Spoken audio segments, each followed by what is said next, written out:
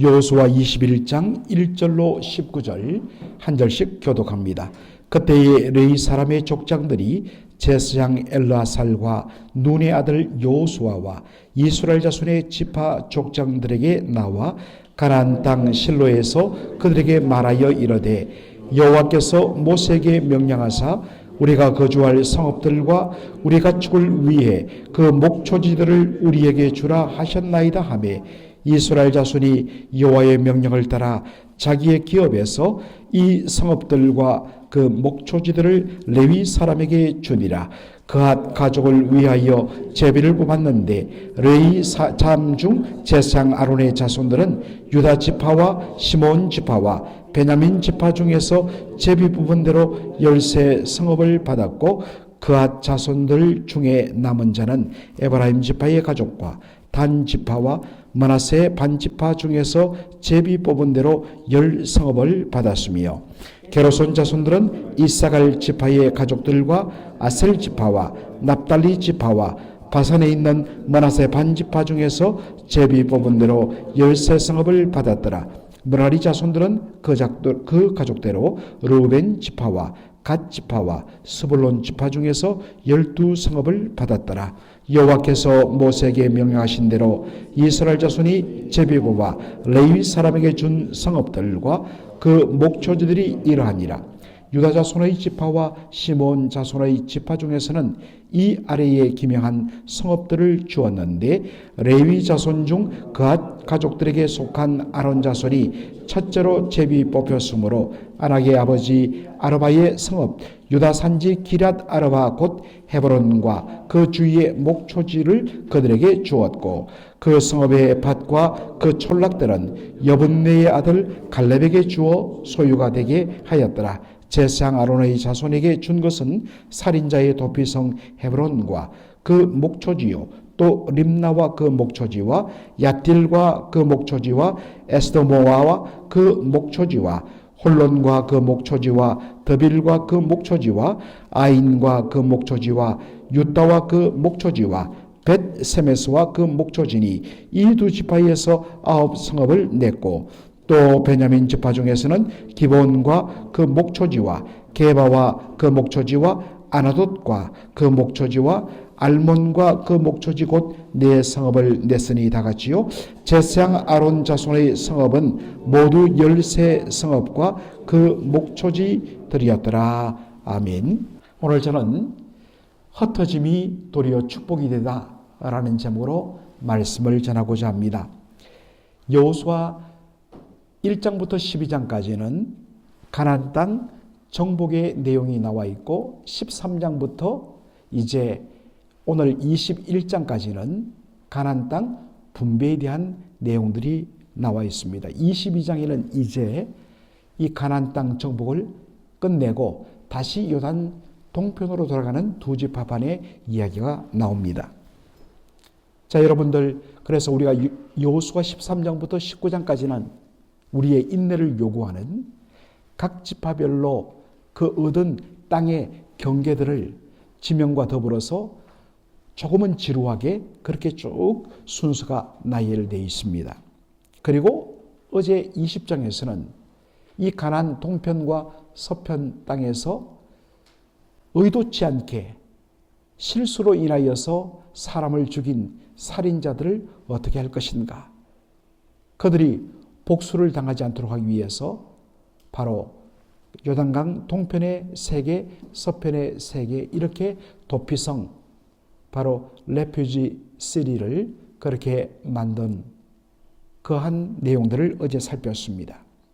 여호수아 21장을 보면 오늘 본문 이제 내일까지 우리가 살피게 됩니다만은 공통점이 모두 레위인들이 거주하는 성읍들, 레위인들이 거주를 목적으로 바로 취한 48개의 성읍의 이름들이 나옵니다. 하나님께서 12지파에게 땅을 그렇게 분배해 주시면서 유독 레위인들에게만은 땅을 따로 주지 않았습니다. 왜냐하면 하나님께서 그들의 바로 기업이 되시기 때문입니다. 레위인들은 그 안에 제사장 그룹들과 그리고 성막에서 제사장을 도와서 찬양과 그리고 예배의 전반을 도우면서 그리고 그 주변을 지키는 일까지 포함하여서 성전을 섬기는 그러한 일을 담당하던 사람들이 레위인들입니다. 그렇기 때문에 이들은 하나님께서 백성들이 드리는 11조를 통하여서 그들의 생계를 책임지게 하셨기 때문에 따로 땅을 분배하지 않았습니다. 대신에 바로 이들이 거주할 성읍들을 12지파 전역에서 골고루 평균적으로 세 성읍에서 4성읍 정도를 내어서 총 48개의 성읍을 내어주어서 그들이 살고 또 그들이 가지고 있는 가축들을 먹일 목초지를 그 성읍 주변에 있는 목초지를 그들에게 주는 방식으로 살도록 하였습니다. 여러분, 레위 지파는 큰 세 개의 바로 족속으로 구성됩니다. 레위의 세 아들이 바로 고핫 그리고 게르손, 므라리이기 때문에 그들을 조상으로 해서 세 개 큰 족속들이 구성이 되어 있습니다. 그런데 이 제사장은 대대로 아론의 후예들이 제사장 직분을 맡도록 되어 있었는데 아론이 어디 출신이냐? 고핫 족속 출신입니다. 그래서 이 제사장들은 특별히 유다 지파, 시몬 지파, 사실은 시몬 지파는 살펴보았듯이 유다 지파 속에서 땅을 그렇게 분양받아서 거기에 거주하는 모양새를 취했습니다. 그래서 유다 지파, 시몬 지파, 그리고 베냐민 지파 이 세 개 지파에서 그들이 거주할 13개의 성읍들을 그렇게 받아서 그들이 거주하였습니다. 그리고 이 아론 자손들, 즉 제사장 가문들을 뺀 고핫 족속의 바로 거주지는 베냐민, 에브라임 지파, 단 지파, 그리고 므낫세 반 지파, 서쪽에 요단강 서쪽에 바로 땅을 분배받은 므낫세 반 지파, 여기서 10개의 성읍을 그들이 받아서 거주했습니다.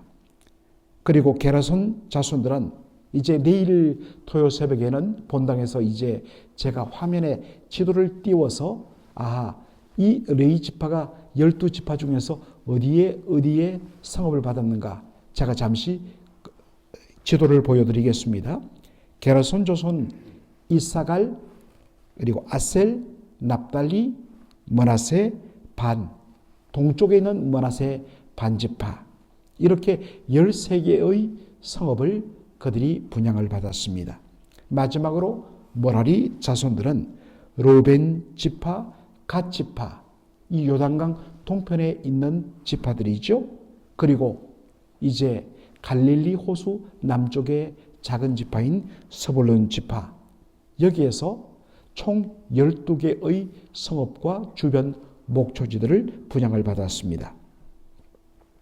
그래서 여호수아 21장 우리가 8절로부터 45절에 보면 오늘도 우리가 이미 읽었습니다만 각 지파별로 그들이 거주하는 구체적인 도시 이름들이 그렇게 나와 있는 것을 보게 됩니다. 그리고 내일도 함께 보겠지만 그 중에 48개 레위 지파가 거주하는 성읍 중에 6개 도시는 어떠한 도시라고요? 바로 도피성이라는 것입니다.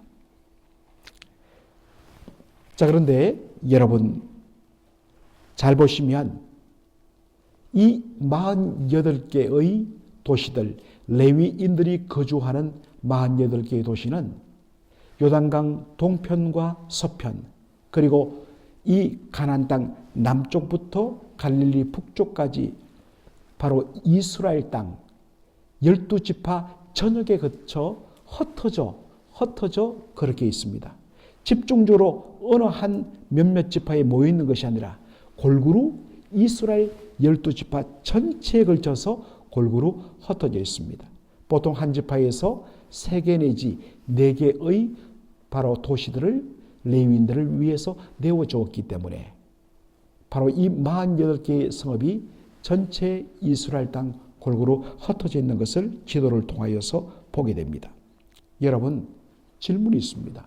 왜 하나님께서 레위 지파는 다른 지파처럼 땅을 분배받은 것도 아니고, 그리고 어떠한 특정한 어떤 지역에 머물게 하는 것이 아니라 왜 이스라엘 12지파 전체에 걸쳐서 골고루 흩어져 거주하게 했을까요?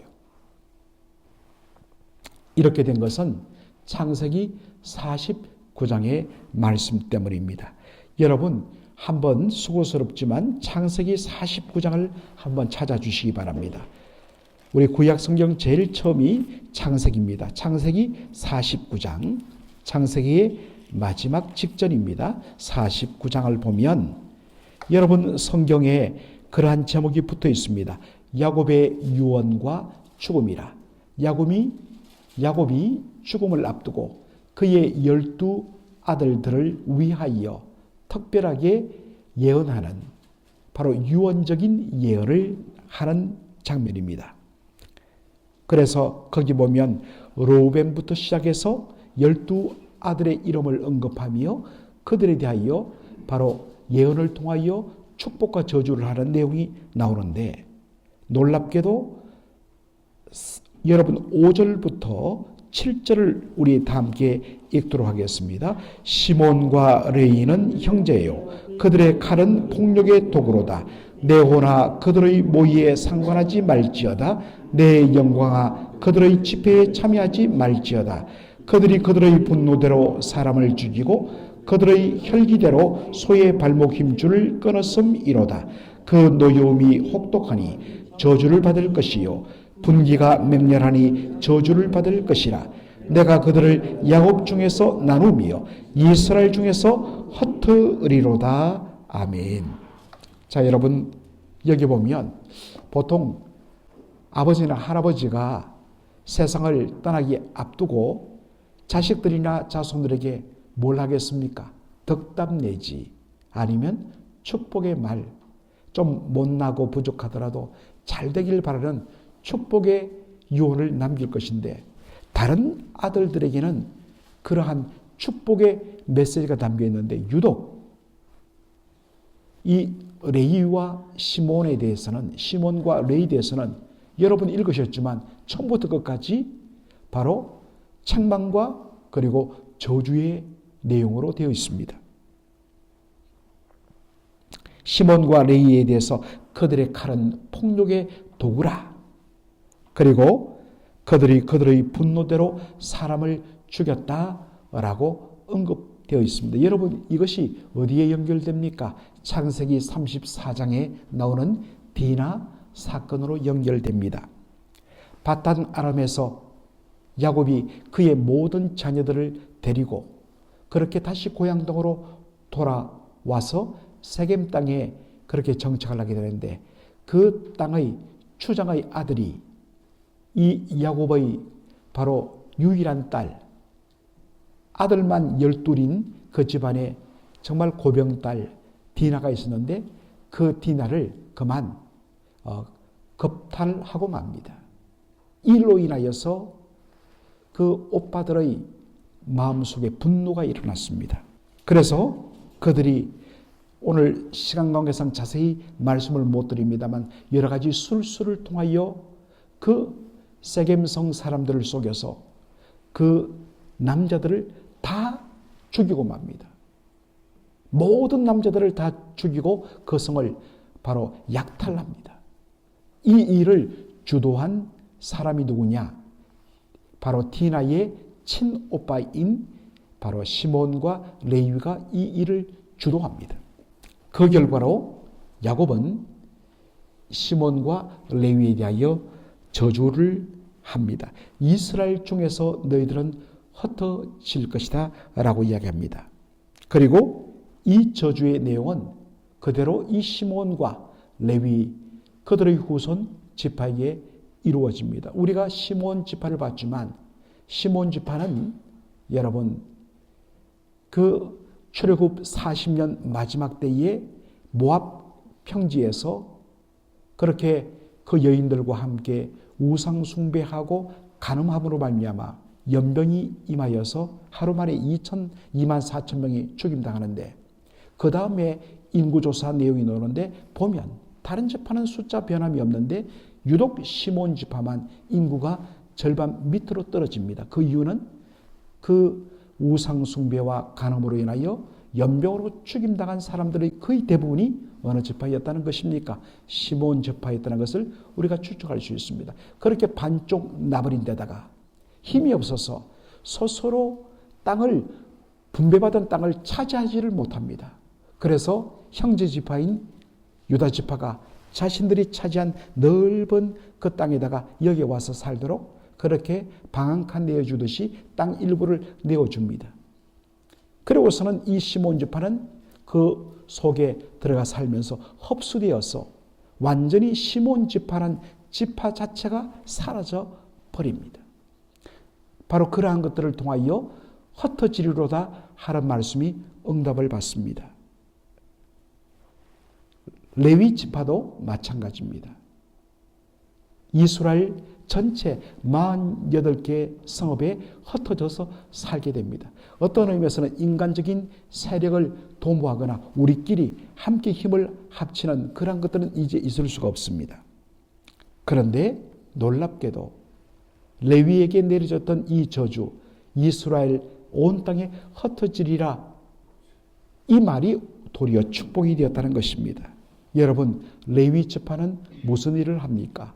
바로 성막에서 특별히 그 중에 아론 가문들은 제사장으로서 예배를 인도하고, 그리고 레위 지파는 찬양과 그리고 예배를 드리는 모든 부분들이 순조롭게 이루어지도록 그러한 부분에 봉사를 하고 성막을 지키면서 정말 주를 위하여 대대로 살아가게 됩니다. 그리고 하나님의 말씀을 특별히 백성들에게 가르치는 역할도 그들이 담당을 합니다. 이런 사역을 하기 위해서는 어떻습니까? 우리 장로님들이 그렇게 이야기하십니다. 대표기도 한번 하기 위해서 정말 일주일 내내 그 주간은 특별히 더 기도하게 되고 더 자신을 살피게 되고 또 그 준비한 기도의 내용들을 살피면서 주 앞에 더 간절하게 나가게 되고, 그래서 한번 기도할 때마다 본인의 영혼이 더 주님 앞에 성결하게 됨을 느낀다는 이야기를 종종 하십니다. 주의 일을 하기 위해서는 늘 자신을 구별하고 성결하는 삶을 살아야 합니다. 바로 그들이 주를 섬기면서 늘 경건한 삶을 사는 그들이 이스라엘 온 지역에 흩어져 살게 되면서 그들이 살게 되는 그 성읍들 주변 지역의 사람들에게 거룩한 영향력을 바로 미치게 된다는 것입니다. 여러분, 이것이 바로 이스라엘 땅 12지파 전체로 레위 지파를 흩어져 살게 하시는 주의 뜻이라고 저는 봅니다. 신자는 세상의 소금이요 빛으로 부름을 받았습니다. 그가 선 자리에서 바로 정결한 삶, 빛된 삶을 통하여서 어두워져가는 이 썩어져가는 세상을 바로 살리는 그러한 사명을 부여받은 것이 우리 그리스도인들의 삶입니다. 바울은 이것을 그리스도의 향기라, 퍼퓸 오브 크라이스트라고 이야기했습니다. 여러분, 우리가 향수만 한두 방울 이렇게 칙칙 뿌리고 우리가 어떤 공간에 들어가면 그 공간 전체의 향기를 그렇게 퍼뜨리면서 사람들의 기분을 좋게 만듭니다. 예수 믿는 사람들은 이 칙칙하고 어두운 냄새나는 세상 속에서 바로 그리스도의 향기를 전하는 존재입니다. 여러분, 우리가 주일날 예배를 끝마치고 그리고 저희들이 축도를 하면서 성도들을 세상으로 파송하는, 예배는 결국에는 세상으로 은혜 받은 성도들이 세상으로 다시 가도록 보내는 파송입니다. 주일날 내가 받은 그 은혜를 가지고 내가 살고 있는 삶의 현장, 직장 속에서 바로 구별된 빛과 소금의 삶을 살 때에 바로 그곳에 그리스도의 향기를 드러낼 수가 있기 때문인 것입니다.